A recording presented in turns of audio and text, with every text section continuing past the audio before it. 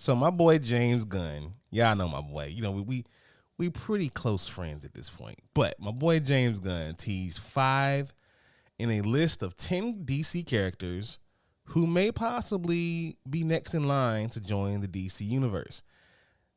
He responded to the results in his IGN's DCU Face-Off, teasing that 5 of the top 10 most requested DC characters to join the DCU by IGN's audience may possibly be the ones to become part of the next connected universe.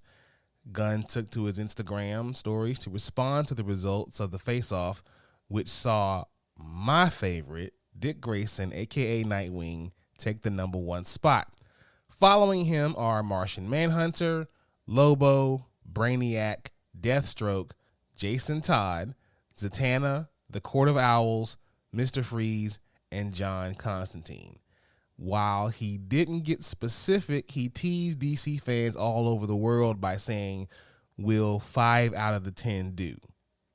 James, you are not missing at all. This motherfucker don't miss. He is killing it right now.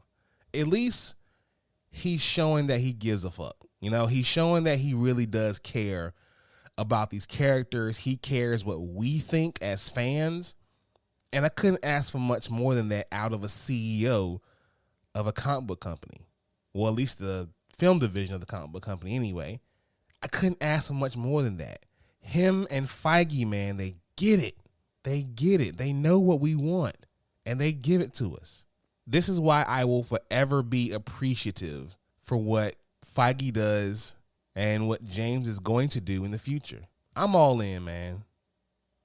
And yeah, we definitely need Nightwing up in there. Absolutely. No doubt about that. Ladies and gentlemen, blurs and nerds, freaks and geeks, this is Do You Speak Geek? DYSG, keep it real, that's key.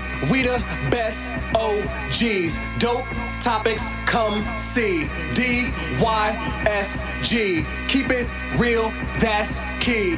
We the best OGs, dope topics, come see. I got a question, do you speak geek?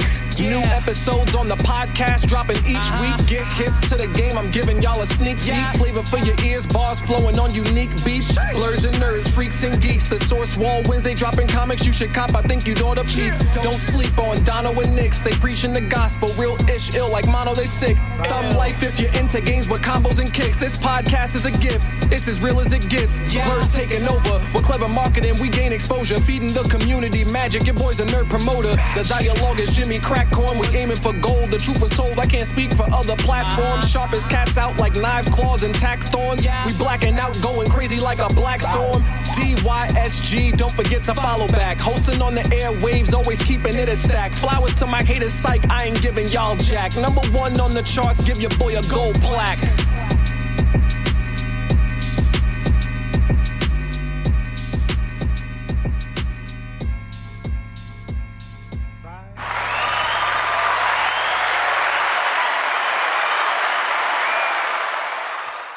Yeah. What's going on, y'all? It's your boy Nix back once again. This is episode 144 coming at y'all live. DYSG the podcast. I appreciate all of y'all, every single one of you, for rocking with me thus far. But if you are new here, welcome to Do You Speak Geek. This is the podcast where we bring you all the latest and greatest inside the geek realm as far as news and reviews. Shout out to Spreaker. That's the home team. But wherever you get your podcast, please be sure to search for Do You Speak Geek. And please hit that subscribe button. But also, don't forget to follow us on social media. Facebook at DYSGFB. Twitter at DYSG_tweets. Twitch at DYSG_games.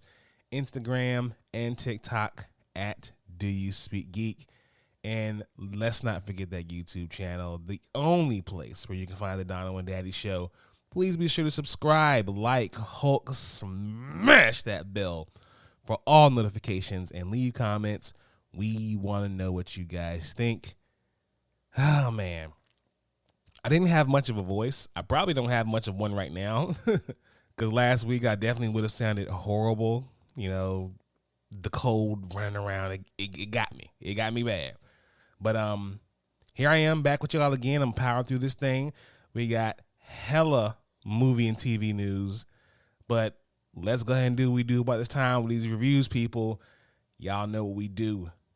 Let's speak geek. Suit up. I wanna be the very best. Talk nerdy to me.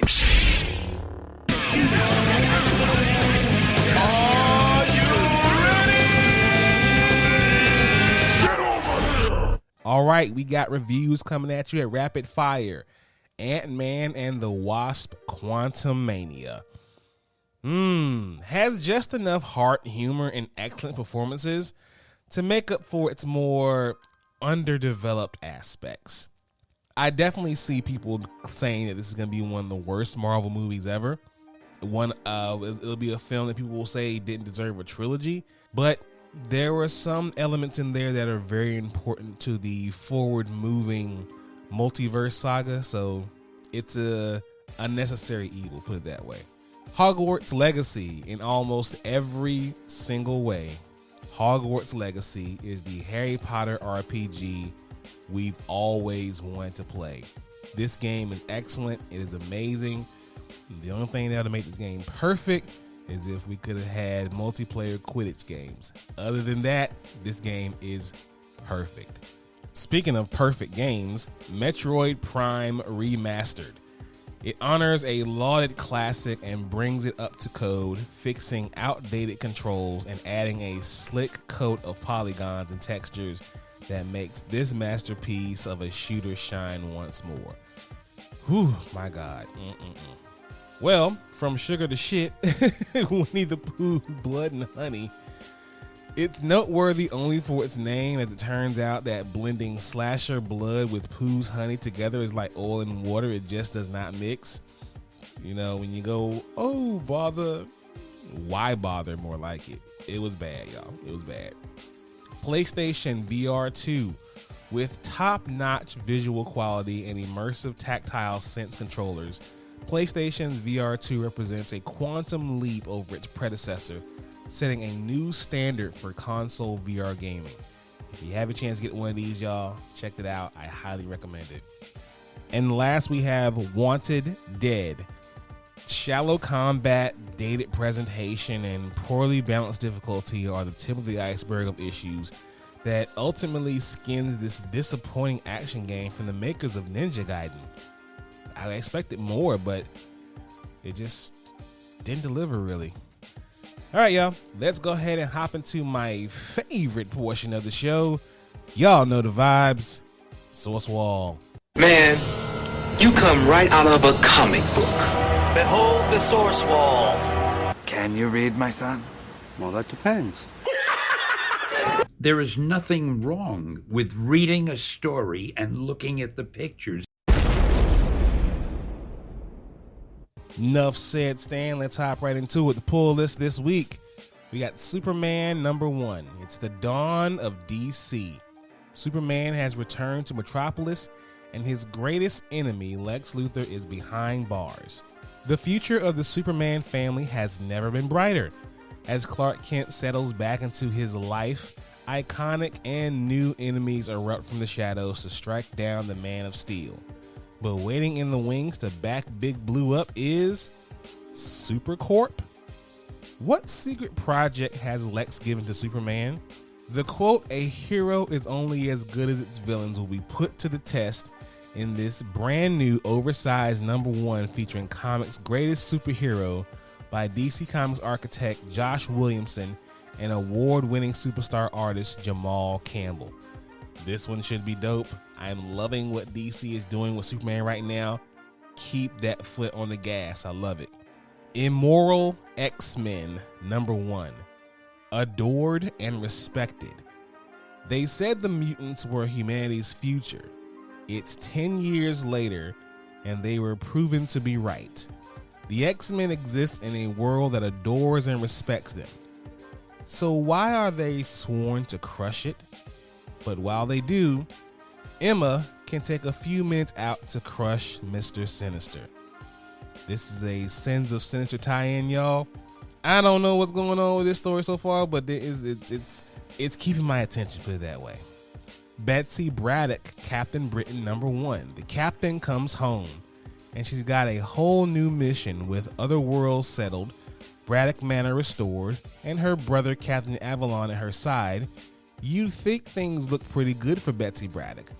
Only it turns out good old Britain doesn't want her back. No one wants a mutant menace carrying the shield of Captain Britain. And Betsy's made more than a few enemies along her way. Questless and countryless, Betsy must define a role for herself. A fresh take on a beloved character. Don't miss the latest Teeny Howard extravaganza and fan favorite artist Vasco Vuelvez's Marvel debut. Alright, Betsy, should be pretty fun to see what she gets into. We'll check it out this week. Blue Book #1. From the New York Times best-selling and award-winning co-creators of Something is Killing the Children, The Nice House on the Lake, and the Department of Truth and Powers comes this ambitious, non-fiction comic book experience depicting true stories of UFO abductions with an eye to capturing the strange essence of those encounters. In this debut issue, Tinian presents what he calls his true weird stories. Can it get any more weird with James Tinian? I mean, really?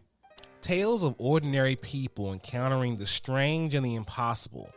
Teaming with artist Michael A. Van Omen, they retell some of the most popular UFO and alien encounters, starting with the infamous Betty and Barney Hill abduction, the widely publicized and very first abduction that went on to shape and influence all future encounter stories. James Tinian, you are a weird, weird man, but damn do you write incredible stories.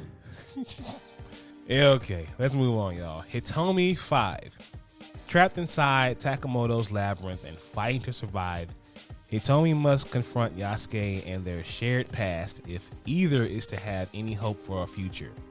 Hitomi's journey concludes in this heart-pounding final issue of the series, Monkey Fighting Robots, called one of the best debuts of 2022. They are not wrong. This book is fire. I hate to see it go, but who knows? Maybe it'll come back. And last, we have Local Man #1. Stray Dogs creator Tony Flex teams with rivals Tim Seeley for a series that combines rural crime noir and superhero action. Once the star recruit of the media sensation super team 3rd Gen, Jack Xavier had it all. But when controversy sends Cross Jack crawling back to his mom and dad's basement in the Midwest, Jack struggles to fit into a world that is far left behind him. And then the bodies start piling up. What? Trying to start over my life and you tell me bodies are piling up? Come on, man. Get out of here with that. But don't forget to check that one out and many others this week at your local comic book store. All right, peeps. Let's watch this. Watch this, y'all. Thunder!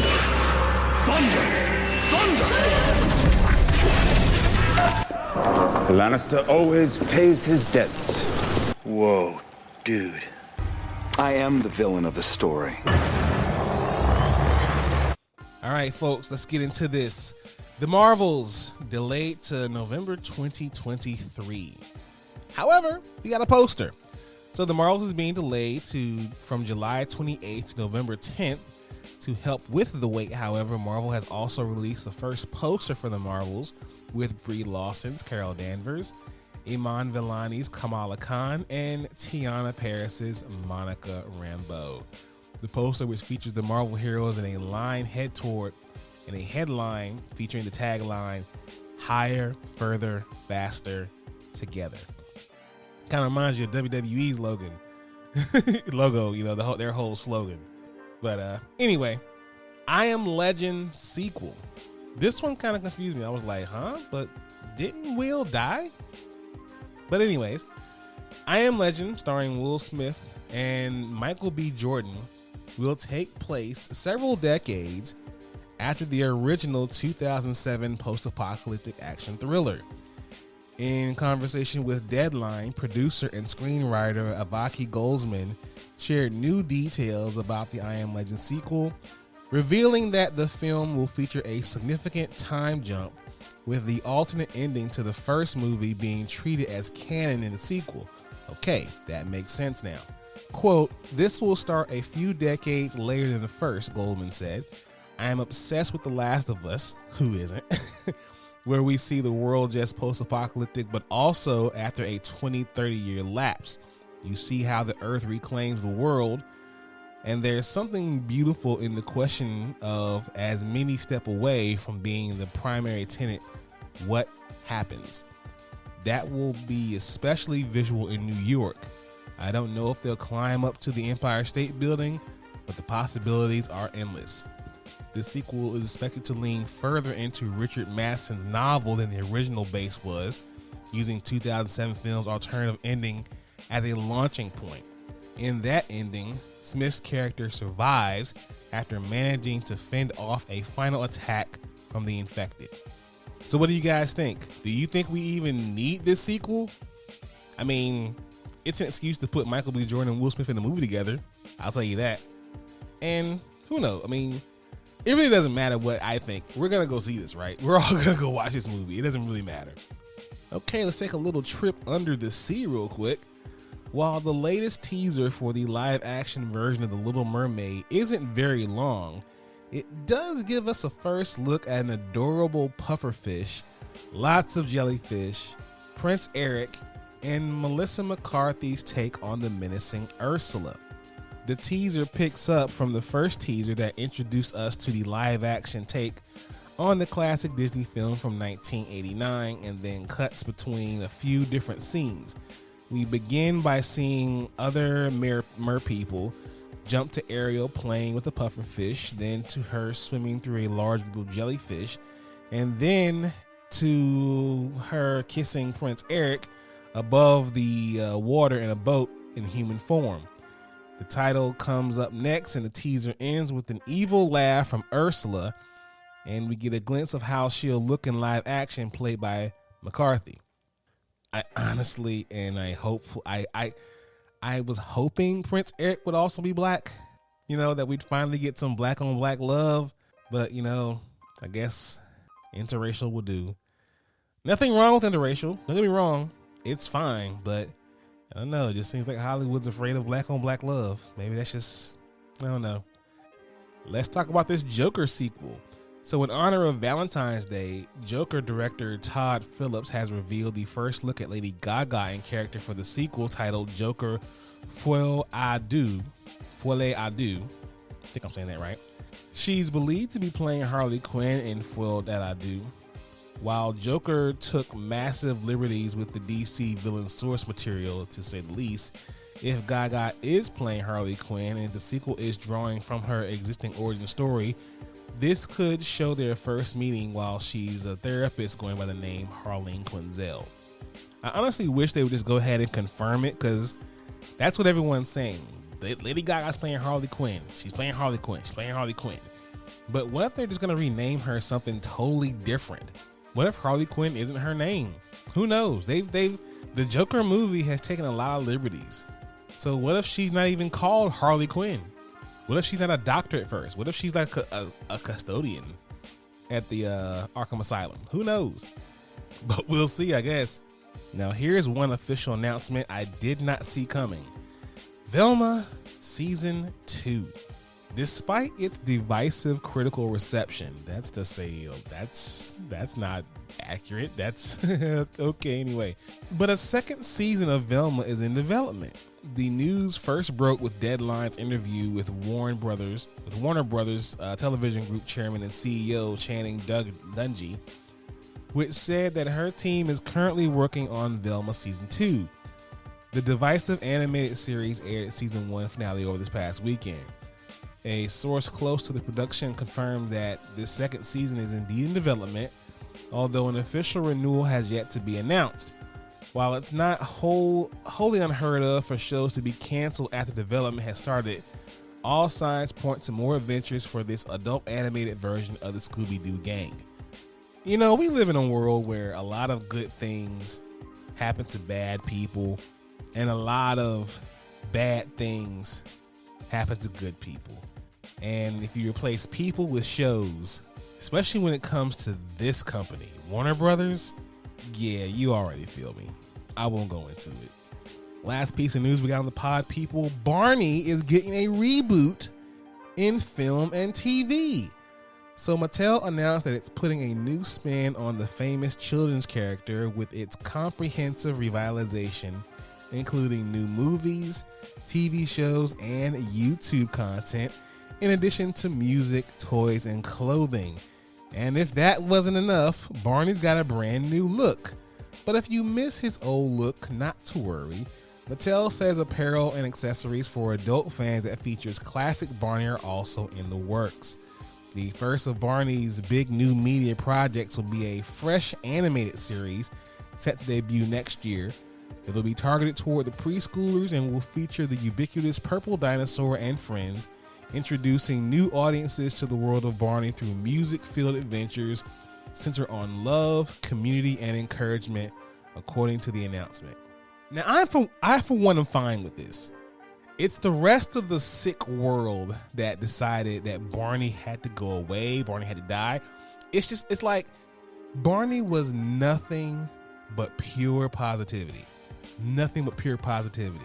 And it just showed, Barney pretty much showed how evil this world is.